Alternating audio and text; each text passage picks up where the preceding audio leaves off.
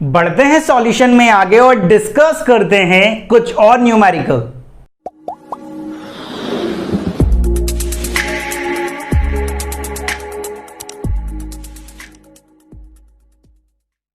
Hello everyone, welcome to chemistry Adda MP04 master stock chemistry batch for NEET and IIT JEE। Solution अपन ने पढ़ना start किया था, अपन ने कंसंट्रेशन टर्म पर बात कर ली थी और कुछ न्यूमेरिकल्स अपन ने वहां पर कर लिए थे।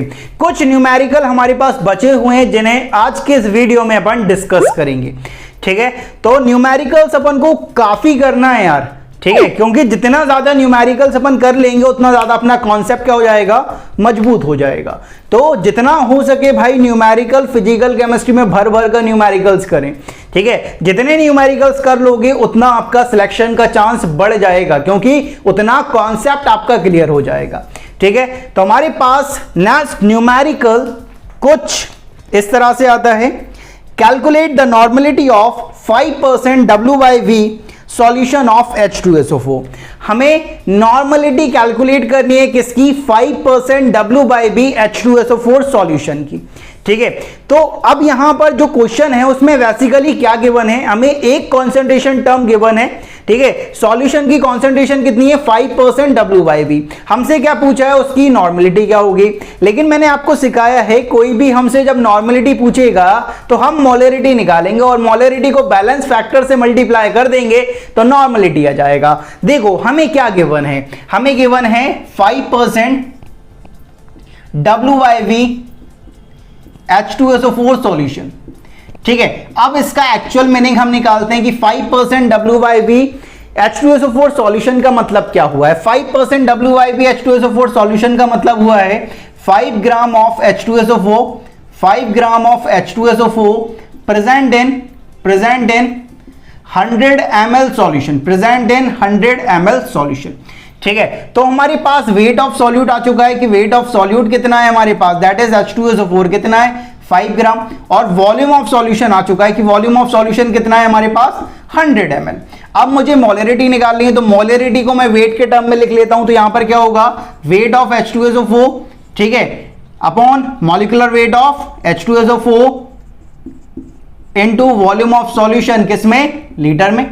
ठीक है, अब यहां पर देखना मैं किस तरह से निकालूंगा। मोलरिटी क्या हो जाएगी, वेट ऑफ H2SO4 कितना है, 5 ग्राम, अपॉन मॉलिक्यूलर वेट कितना है, 98, इनटू वॉल्यूम ऑफ सॉल्यूशन कितना है, 100 ml।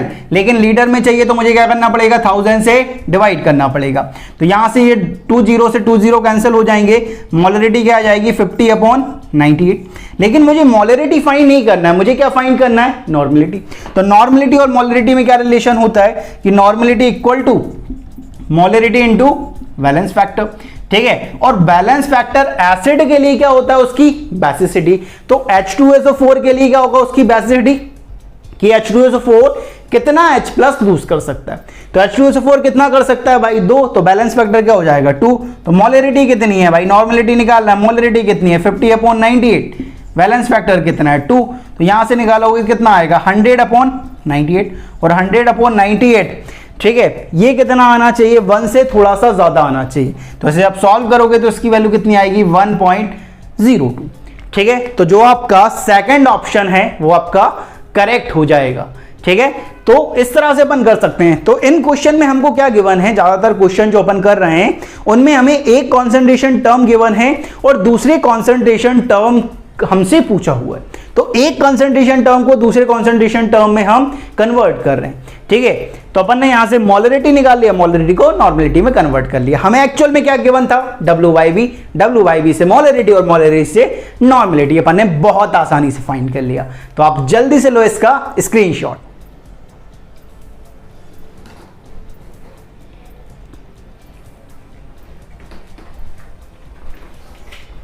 तो ले लिया है आपने इसका स्क्रीनशॉट। आगे बढ़ते हैं और डिस्कस करते हैं नेक्स्ट क्वेश्चन। नेक्स्ट क्वेश्चन की तरफ बढ़ते हैं यार।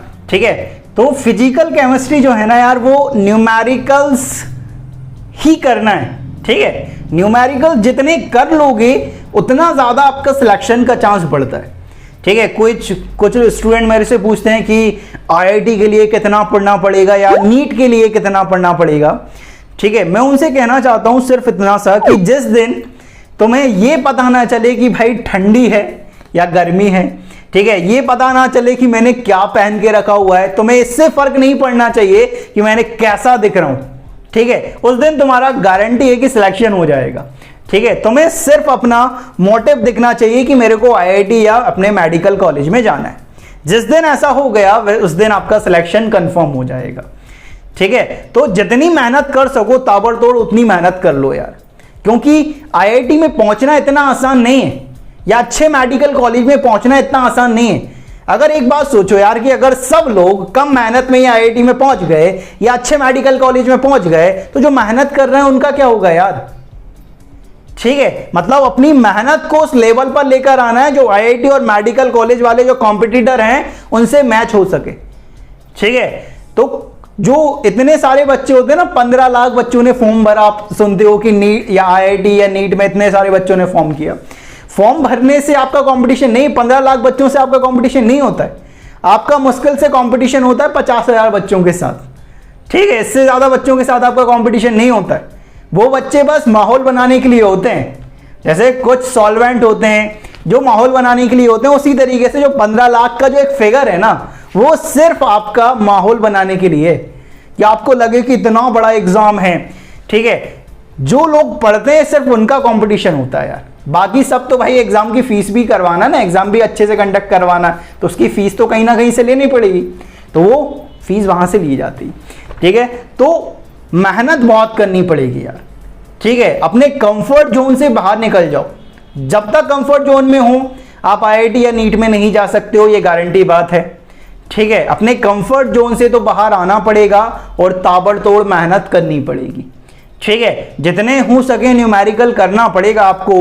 हर एक चैप्टर के लगभग 500 से 700 न्यूमेरिकल्स आपके हो जाने चाहिए केमिस्ट्री में, तब जाके आपका कुछ ऐसा होगा कि आपके पास कुछ नॉलेज होगा जिससे आप सिलेक्ट हो सको, ठीक है। तो बहुत आपको प्रैक्टिस करनी पड़ेगी, अपने ऊपर काम करना पड़ेगा यार, ठीक है। बिना मेहनत के सिलेक्शन नहीं होता, ये गारंटी बात है। सबका हो जाता, फिर अगर बिना मेहनत के होता ना तो सब आईआईटी में पढ़े होते आजकल। तो प्राइवेट कॉलेज वाले क्या करते बेटा, मतलब आईआईटी की कुछ हैसियत है, हैसियत बोले या औकात बोले, इंडियन है अपन, इंडियन को पोजीशन समझ नहीं आती, स्टेटस समझ नहीं आता है, उसको समझ आती है औकात। आईआईटी की कुछ औकात है क्योंकि कम लोग वहां पर पहुंच पा रहे हैं, या एम्स की कुछ औकात है क्योंकि वहां पर कम लोग पहुंच पा रहे हैं। इस बात का ध्यान रखें। तो उतनी मेहनत आपको करनी पड़ेगी तब आप वहां पर पहुंच पाओगे, ठीक है। आगे बढ़ते हैं और नेक्स्ट क्वेश्चन डिस्कस करते हैं। नेक्स्ट क्वेश्चन हमारे पास कुछ इस तरह से आता है, calculate the molarity of 20% by weight H2SO4 solution if specific gravity of solution is 1.2, ठीक है। आपको मोलरिटी कैलकुलेट करनी है 25% बाय वेट H2SO4 सॉल्यूशन की। यहां पर एक और नया टर्म आया, स्पेसिफिक ग्रेविटी जो सॉल्यूशन की है वो कितनी है, 1.2, ठीक है। अब ये स्पेसिफिक ग्रेविटी क्या होता है यहां पर समझना कि स्पेसिफिक ग्रेविटी की बात करता हूं मैं। स्पेसिफिक ग्रेविटी, स्पेसिफिक ग्रेविटी का मतलब होता है density of solution upon density of water. एक रेशियो होता है density of solution is to density of water. वो आपको कितना गिवन है, 1.2, और आपको डेंसिटी ऑफ सॉल्यूशन निकालना है और डेंसिटी ऑफ वाटर कितना है, 1 ग्राम पर ml। तो जो आपका डेंसिटी ऑफ सॉल्यूशन आएगा वो कितना आ जाएगा आपके पास, 1.2 ग्राम पर ml। तो आपके पास यहां से डेंसिटी ऑफ सॉल्यूशन आ जाएगी। और आपको क्या इंफॉर्मेशन गिवन है कि जो सॉल्यूशन है H2SO4 का वो 25% बाय वेट है, ठीक है। आपके पास क्या इंफॉर्मेशन है, 25% by weight W/W H2SO4 solution है, और इसकी आपको क्या करना है, मोलरिटी कैलकुलेट करना है, कैपिटल M कैलकुलेट करना है। ये किस तरह से होगा कि 25% W/W का मतलब क्या हुआ है ये निकालते हैं। 25% वेट बाय वेट का मतलब हुआ है 25 ग्राम H2SO4 है जो कि प्रेजेंट है 100 ग्राम सॉल्यूशन में, जो कि प्रेजेंट है 100 ग्राम सॉल्यूशन में। आपके पास वेट ऑफ सॉल्यूट आ गया कि वेट ऑफ सॉल्यूट कितना है, 25 ग्राम, ठीक है। आपके पास वेट ऑफ सॉल्यूशन आ गया कितना है भाई, 100 ग्राम, ठीक है। आपके पास डेंसिटी ऑफ सॉल्यूशन है कितना है, 1.2 ग्राम पर ml। आपको अगर वॉल्यूम ऑफ सॉल्यूशन निकालना पड़े तो क्या करना पड़ेगा? वॉल्यूम ऑफ सॉल्यूशन निकालना तो डेंसिटी इक्वल टू क्या होता है? डेंसिटी इक्वल टू क्या होता है? Mass upon volume.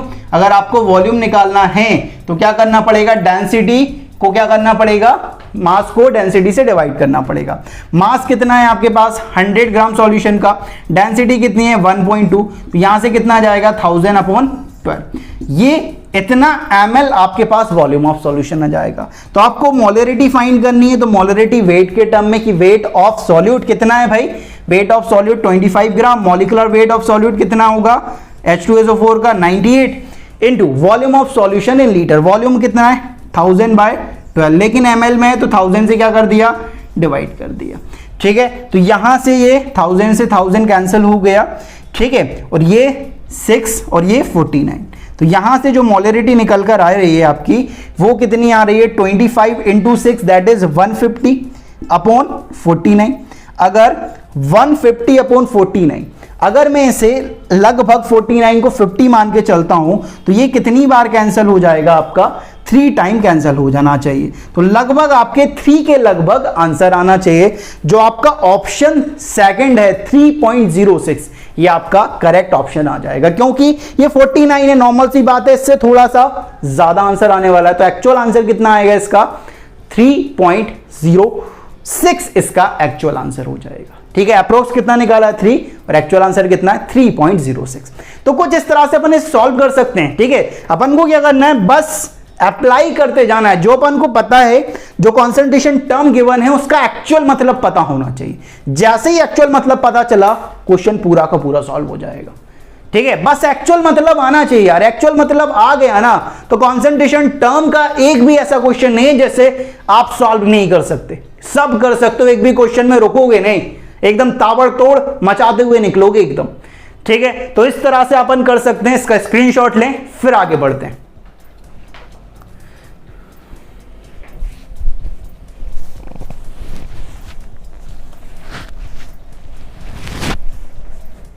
तो ले लिया है आपने इसका स्क्रीनशॉट। आगे बढ़ते हैं और डिस्कस करते हैं नेक्स्ट क्वेश्चन। नेक्स्ट क्वेश्चन हमारे पास कुछ इस तरह से आता है। An aqueous solution has molarity 11.11। What is the mole fraction of solute in solution? आपके पास एक एक्वस सॉल्यूशन है जिसकी मोलरिटी आपको 11.11 मोलर गिवन है।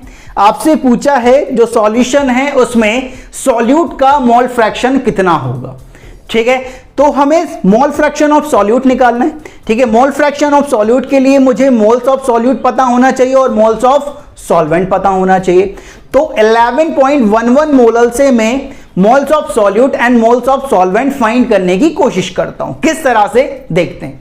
हमारे पास क्या गिवन है? 11.11 मोलर एक्वस सॉल्यूशन, यही है।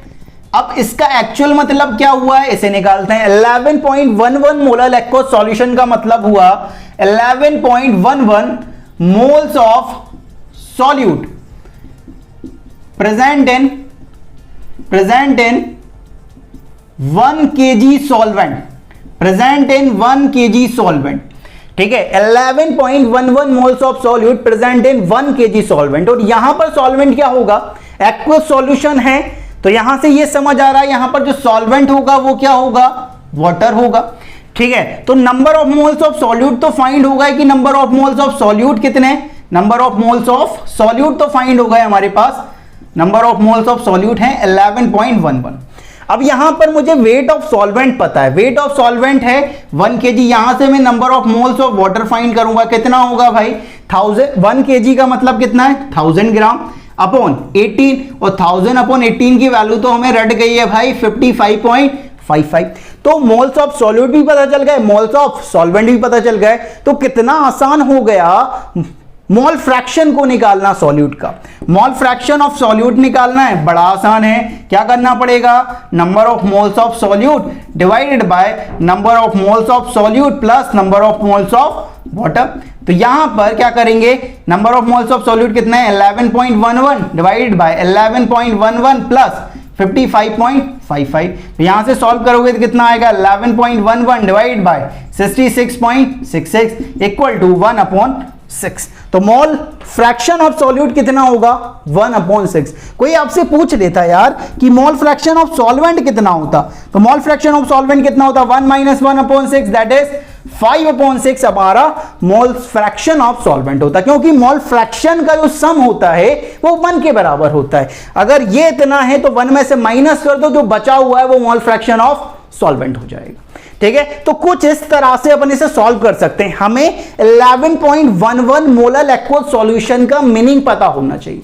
अगर पता है तो इन्हें निकालना बड़ा आसान हो जाएगा। अगर आप यहां पर अटक गए, इसका मतलब नहीं पता है, तो यहीं पे अटक जाओगे, क्वेश्चन आगे सॉल्व नहीं कर पाओगे।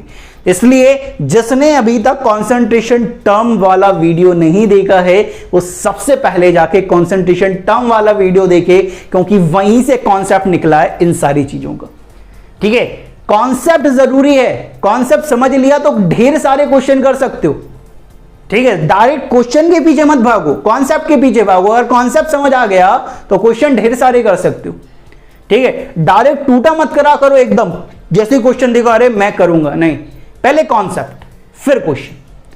कॉन्सेप्ट समझ आ गया, ढेर सारे क्वेश्चन कर सकते हैं। ठीक है, इस क्वेश्चन को अपन इस तरह से सॉल्व कर सकते हैं। आप जल्दी से लो इसका स्क्रीनशॉट।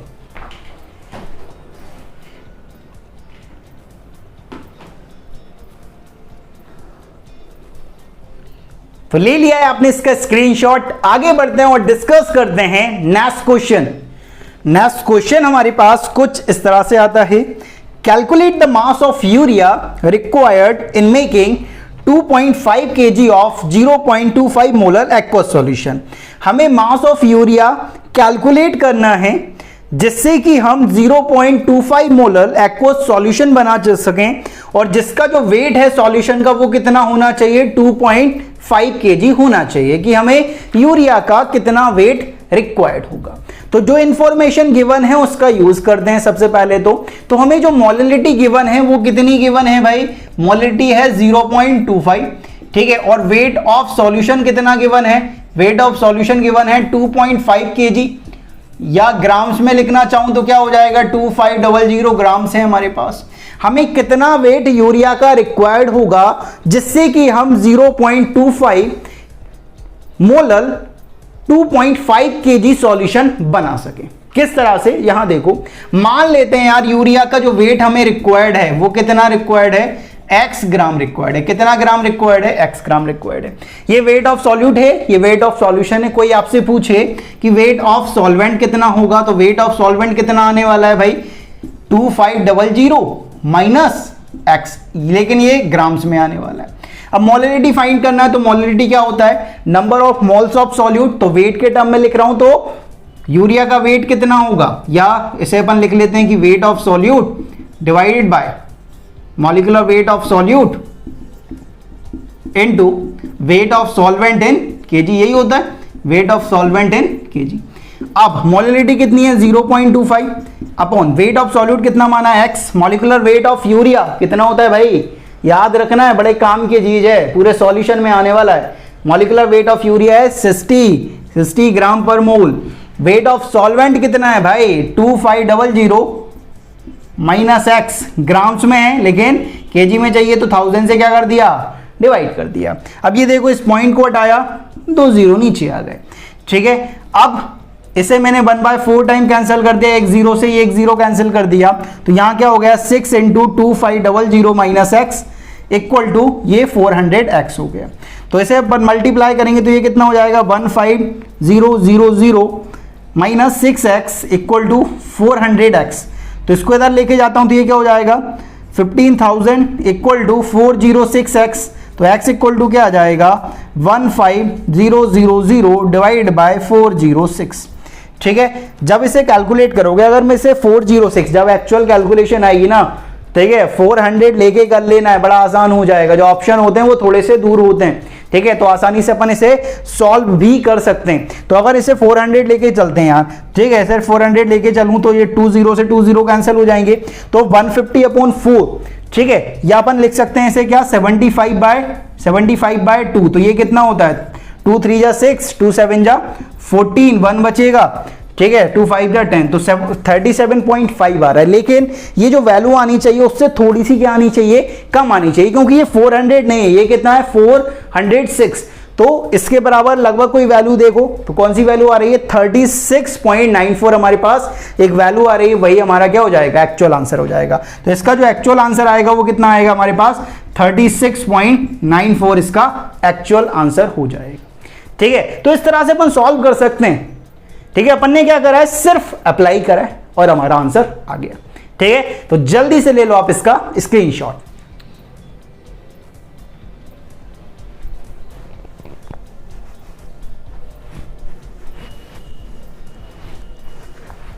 तो ले लिया है आपने इसका स्क्रीनशॉट। आगे बढ़ते हैं और डिस्कस करते हैं नेक्स्ट क्वेश्चन। नेक्स्ट क्वेश्चन की तरफ मूव करते हैं यार। ठीक है, कुछ लोग सोच रहे होंगे बाबा जी इतने सारे क्वेश्चन क्यों करा रहे हो यार। मैंने कहा है भाई जितने ज्यादा क्वेश्चन हो सके उतना कर लो। ठीक है, जितने बाबा जी करा सकते हैं उतना वो कराएंगे, बाकी अपने लेवल पर आपको इससे ज्यादा और प्रैक्टिस करना है। ठीक है, मैं जो क्वेश्चन कराऊंगा उससे आप जितने भी क्वेश्चन करोगे, चाहे आपके रेसेस हों, ठीक है, डीपीपीज हों, या आपने कोई टेस्ट सीरीज ज्वाइन करके रखी है, उसमें जो क्वेश्चन आएंगे वो सारे के सारे आपको यहां मिल जाएंगे। ऑल इन वन है भाई ये। ठीक है, रामबाण जो कहते हैं ना कि रामबाण इलाज है, ये उसी तरीके से रामबाण क्वेश्चंस हैं ये। ठीक है, इन्हें कर लिया ना तो सब बन जाएंगे यार। ठीक है, लेकिन मेहनत ईमानदारी से करना है यार। ठीक है, ईमानदारी अपने लिए तो रखो, किसी के लिए रखो अथवा मत रखो, लेकिन खुद के लिए ईमानदारी जरूर रखनी है। ठीक है, नेक्स्ट क्वेश्चन में आगे बढ़ते हैं। यहाँ नेक्स्ट क्वेश्चन हमारे पास कुछ इस तरह से आता है, molarity of H2SO4 solution is 18 molar if the density of solution is 1.8 gram per centimetre cube, then calculates its molarity. एक H2SO4 का सॉल्यूशन है जिसकी मोलरिटी 18 मोलर है और उसकी डेंसिटी ऑफ सॉल्यूशन हमें गिवन है कितना, 1.8 ग्राम पर सेंटीमीटर क्यूब। अब सेंटीमीटर क्यूब में आ गया, कुछ लोग इसे देखकर घबराएंगे ना। 1 ml equal to 1 centimetre cube अपन मॉल कॉन्सेप्ट में पहले ही पढ़ चुके हैं, तो इसलिए कह रहा हूं कि जिसने मॉल कॉन्सेप्ट नहीं देखा वो पहले मॉल कॉन्सेप्ट देखे, क्योंकि लिंक है चीजें यार। ठीक है, नहीं तो यहां पर आकर अटकोगे, बार बार पेज पलटोगे। ठीक है, अब यहां पर आगे देखते हैं कि हमें इस क्वेश्चन को किस तरह से करना है। हमें डेंसिटी ऑफ सॉल्यूशन कितना गिवन है, कि डेंसिटी ऑफ सॉल्यूशन हमें गिवन है कितना, 1.8 ग्राम पर सेंटीमीटर क्यूब, या ml भी लिख सकता हूं क्योंकि 1 centimetre cube equal to 1 ml होता है। और हमें क्या देके रखा हुआ है, 18 मोलर H2SO4 सॉल्यूशन है। 18 मोलर H2SO4 सॉल्यूशन है।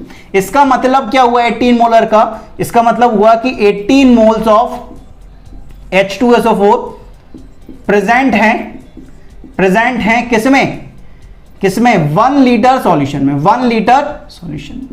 अब यहां पर हमें number of moles of solute आ गए, कितने आ गए भाई, number of moles of solute है 18। ठीक है, वॉल्यूम ऑफ सॉल्यूशन आ गया कि वॉल्यूम ऑफ सॉल्यूशन कितना है, 1 लीटर, दैट इज 1000 ml। अगर मुझे वेट ऑफ सॉल्यूशन, ठीक है, यहां पर देखो हमें डेंसिटी ऑफ सॉल्यूशन पता है, वॉल्यूम ऑफ सॉल्यूशन पता है, क्या मैं इन दोनों की मदद से वेट ऑफ सॉल्यूशन फाइंड नहीं कर सकता? कि वेट ऑफ सॉल्यूशन क्या होगा, कि वेट ऑफ सॉल्यूशन निकालना है तो वो क्या हो जाएगा भाई, कि density of solution into volume of solution. ठीक है, डेंसिटी ऑफ सॉल्यूशन कितना है हमारे पास 1.8, वॉल्यूम ऑफ सॉल्यूशन कितना है 1000, तो यहां से आएगा कितना हमारे पास 1800 ml हमारा, सॉरी 1800 ग्राम हमारा क्या होगा, 1800 ग्राम हमारा वेट ऑफ सॉल्यूशन हो जाएगा। लेकिन मोलिलिटी में मुझे number of moles of solute की जरूरत है, वो मेरे पास है, और दूसरा वेट ऑफ सॉल्वेंट की जरूरत है। वेट ऑफ सॉल्यूशन की जरूरत नहीं है, वेट ऑफ सॉल्वेंट की जरूरत है। अब यहां से देखो कि यहां से अगर मैं वेट ऑफ सॉल्यूट निकालना चाहता हूं कि वेट ऑफ सॉल्यूट कितना होगा भाई, कि number of moles equal to क्या होता है, वेट अपॉन मॉलिक्यूलर वेट। अगर वेट निकालना है तो क्या करना पड़ेगा, नंबर ऑफ मोल्स और मॉलिक्यूलर वेट को मल्टीप्लाई करना पड़ेगा। नंबर ऑफ मोल्स है 18, मॉलिक्यूलर वेट कितना होता है H2SO4 का 98, इसे सॉल्व करोगे तो इसकी वैल्यू आती है 1764। तो वेट ऑफ सॉल्वेंट क्या हो जाएगा हमारे पास, वेट ऑफ सॉल्वेंट हो जाएगा भाई कि 1800 माइनस 1764, दैट इज 36 ग्राम। ठीक है, अब हमें मोलिलिटी फाइंड करना है, तो number of moles of solute 18 upon weight of solvent in KG.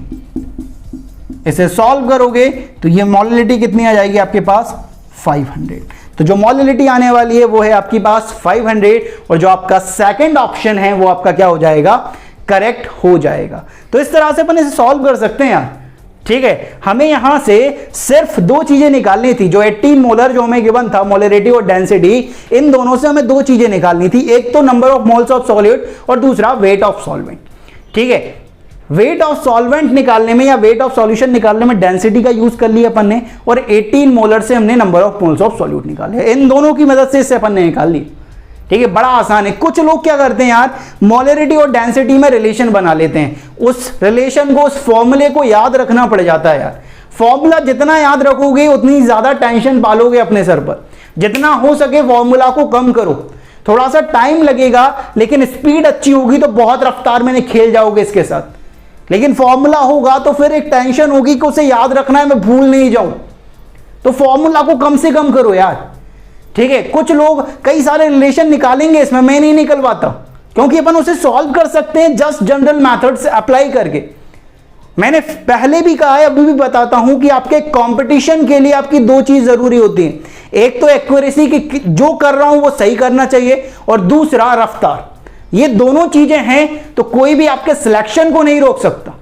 Formula याद नहीं करना है, क्योंकि जितना ज्यादा फॉर्मूला याद करोगे उतनी ज्यादा टेंशन लेके जाओगे एग्जाम में, क्योंकि भूलने का डर रहेगा यार, और भूलने का डर रहेगा तो टेंशन आएगी। इसलिए कम से कम फॉर्मूला याद करें। ठीक है, इस क्वेश्चन को अपन इस तरह से कर सकते हैं, आप जल्दी से ले लो इसका स्क्रीनशॉट।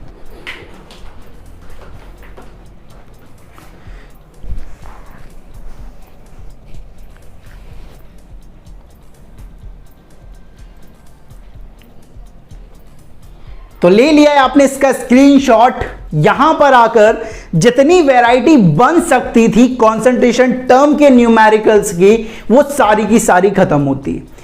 अब इसके बाद आप चाहे कोई सी भी बुक उठा लो, चाहे कोई सी भी डीपीपीज उठा लो, चाहे कोई सी भी टेस्ट पेपर उठा लो, सब बन जाएगा। ठीक है, मतलब ऑल इन वन है भाई ये, अगर इसे पढ़ लिया तो सब बन जाएगा, लेकिन ईमानदारी के साथ, कि खुद के प्रति ईमानदारी रखनी है यार। ठीक है, आप जो तैयारी करते हो ना कंपटीशन, उसमें सबसे ज्यादा जरूरी हो जाती है कि आप अपने लिए कितने ईमानदार हैं। ठीक है, जितनी ईमानदारी होगी उतना परसेंट चांस होगा आपके सिलेक्शन का। ठीक है, तो खुद के लिए ईमानदारी जरूर रखें। तो यहां पर आकर जितने भी क्वेश्चन बन सकते थे वो सारे के सारे कवर्ड हो चुके हैं, अपन ने कंप्लीट कर लिए हैं बहुत कम टाइम में। ठीक है, अब नेक्स्ट जो टॉपिक आएगा हमारे पास वो है डाइल्यूशन, जिसकी बात अपन नेक्स्ट वीडियो में करने वाले हैं। तो इस वीडियो में बाबा जी की तरफ से इतना ही, मिलते हैं नेक्स्ट वीडियो में, लेकिन जाने से पहले लाइक, शेयर और सब्सक्राइब करना ना भूलें। मिलते हैं नेक्स्ट वीडियो में नए कॉन्सेप्ट के साथ।